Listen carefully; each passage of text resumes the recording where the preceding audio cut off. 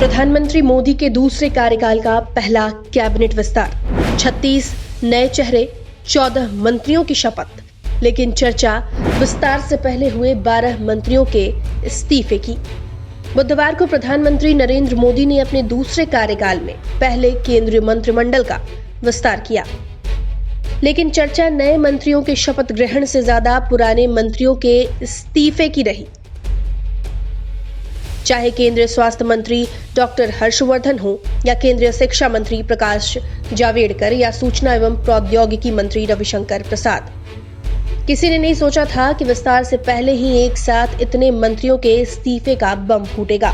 अब इस्तीफे तो कई मंत्रियों ने दिए हैं, लेकिन बिहार के लिहाज से केंद्रीय मंत्री रविशंकर प्रसाद का इस्तीफा महत्वपूर्ण हो जाता है।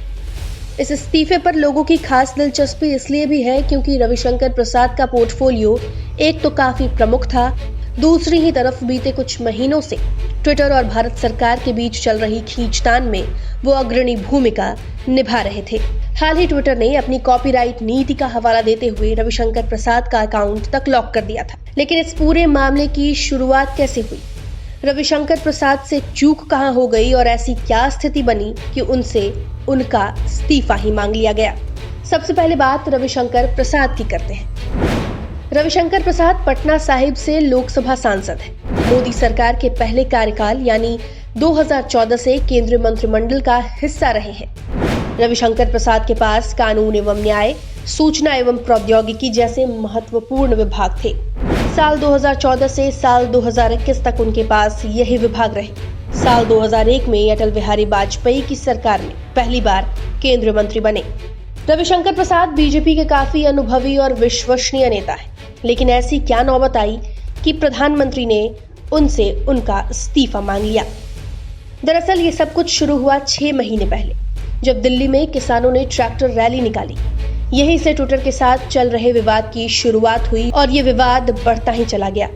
न्यायपालिका से लेकर अंतर्राष्ट्रीय आईटी कंपनी ने भारत सरकार के फैसले पर सवाल उठाए। अंतर्राष्ट्रीय स्तर पर मोदी सरकार की किरकिरी भी हुई। इसलिए राजनीतिक जानकारों को लगता है कि रविशंकर प्रसाद ट्विटर से विवाद मामले में सरकार का पक्ष ठीक से नहीं रख पाए, इसलिए इस्तीफे की नौबत आ गई। आइए अब समझते हैं कि ये सब कैसे शुरू हुआ। 26 जनवरी गणतंत्र दिवस का मौका। किसान आंदोलन में शामिल किसानों ने ट्रैक्टर परेड निकाली थी। इस दौरान लाल किले पर हिंसा हुई और उपद्रवियों ने किले पर धार्मिक झंडा फहरा दिया। इस घटना के बाद केंद्र सरकार ने ट्विटर को करीब 1100 अकाउंट ब्लॉक करने और विवादित हैशटैग्स को हटाने के निर्देश दिए। केंद्र सरकार का आरोप था कि इन अकाउंट से देश विरोधी और भड़काऊ ट्वीट हो रहे हैं और गलत जानकारियां साझा की जा रही हैं। सरकार के निर्देश पर ट्विटर ने कुछ अकाउंट ब्लॉक भी किए, कुछ विवादित हैशटैग को भी हटा दिया, लेकिन सरकार के दिए सभी अकाउंट्स ब्लॉक नहीं किए। कुछ ही समय बाद कुछ अकाउंट वापस बहाल भी कर दिए गए। बहाल किए गए ज्यादातर अकाउंट पत्रकार और सामाजिक कार्यकर्ताओं के थे। ट्विटर ने एक बयान भी जारी किया जिसमें कंपनी अभिव्यक्ति की आजादी की वकालत करती नजर आई। कंपनी ने यह भी कहा कि इसे सुनिश्चित करने के लिए वो भारतीय कानून के मुताबिक रास्ता भी तलाश रही है। अभी यह विवाद खत्म भी नहीं हुआ था कि फरवरी में सरकार नए आईटी नियम लेकर आई, जिसमें सोशल मीडिया प्लेटफॉर्म्स के लिए भी कुछ नियम थे। सरकार ने इन प्लेटफॉर्म्स को नए कानूनों को मानने के लिए 25 मई तक का वक्त दिया। अब समझते हैं कि नए आईटी नियमों में ऐसा क्या था जिस पर विवाद बढ़ता ही गया। नए कानून के नियमों के अनुसार सोशल मीडिया प्लेटफॉर्म्स को एक मुख्य अनुपालन अधिकारी की नियुक्ति करनी होगी, जो नए नियमों और कानून का अनुपालन सुनिश्चित करेगा। यह व्यक्ति भारत का रहने वाला होना चाहिए। इसके अलावा कानून प्रवर्तन एजेंसियों के साथ 24 घंटे समन्वय के लिए एक नोडल संपर्क अधिकारी की नियुक्ति करनी होगी। यह भी भारत का ही नागरिक होना चाहिए। एक रेसिडेंट शिकायत अधिकारी की नियुक्ति करनी होगी, जो शिकायत समाधान तंत्र के अंतर्गत दिए गए काम करेगा। यह भी भारत का ही नागरिक होना चाहिए। मैसेजिंग ऐप्स जैसे कि व्हाट्सएप को विवाद की स्थिति में मैसेज का ओरिजिन पता करना होगा। अदालत के आदेश पर या अधिकृत अधिकारी के माध्यम से सरकार आपत्तिजनक कंटेंट को हटाने के लिए कह सकती है और संबंधित प्लेटफॉर्म को वो जानकारी हटानी भी होगी।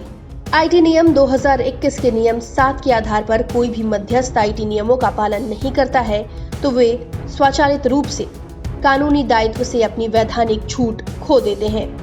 नए आईटी कानून और उस पर चल रहे विवाद के बीच कोरोना की दूसरी लहर ने दस्तक दे दी और सरकार के कुप्रबंधन की चर्चा ट्विटर पर जोरों शोरों से होने लगी। 18 मई को बीजेपी प्रवक्ता संबित पात्रा और बीजेपी महासचिव बीएल संतोष ने डॉक्यूमेंट्स के स्क्रीनशॉट्स शेयर करते हुए ये दावा किया कि सरकार की आलोचना के पीछे कांग्रेस का टूल किट है। आरोप लगाया गया कि कांग्रेस अपने लोगों के जरिए सोशल मीडिया पर मोदी सरकार को बदनाम कर रही है, जिसके बाद बीजेपी के कई नेताओं ने पात्रा के ट्वीट को #कांग्रेस टूल किट एक्सपोज्ड के साथ शेयर किया था। इनमें कई केंद्रीय मंत्री भी शामिल थे। कांग्रेस नेताओं ने इसकी शिकायत की और बीजेपी प्रवक्ता के डॉक्यूमेंट को फर्जी बताया। कांग्रेस नेताओं की शिकायत पर कार्रवाई करते हुए ट्विटर ने पात्रा के पोस्ट को मैनिपुलेटेड मीडिया का टैग दे दिया। यहीं पर इस पूरे विवाद में दिल्ली पुलिस की भी एंट्री होती है। असल में बीजेपी ने ट्विटर की कार्रवाई पर नाराजगी जाहिर करते हुए 22 मई को मैनिपुलेटेड मीडिया का टैग हटाने के निर्देश दिए थे। इसी बीच 24 मई को दिल्ली पुलिस ने Twitter India MD Manish Maheshwari को नोटिस भेजा। उनसे टूलकिट मामले से जुड़े दस्तावेज लेकर स्पेशल सेल के दफ्तर में मौजूद रहने को कहा गया। उन्हें 22 मई को भी पुलिस के सामने जाना था, पर महेश्वरी ने यह कहकर पुलिस के दफ्तर जाने से इनकार कर दिया कि वो इस मामले में अथॉरिटी नहीं है। जिसके बाद दिल्ली पुलिस अचानक ट्विटर के गुरुग्राम और लाडोसराय दफ्तर पहुंच गई और छापेमारी शुरू हुई। बाद में 27 मई को ट्विटर ने अपने दफ्तर पर पुलिस जांच को लेकर नाराजगी जताई और कहा कि लोगों की अभिव्यक्ति की आजादी को खतरा हो सकता है। यहीं से मामला बढ़ता चला गया।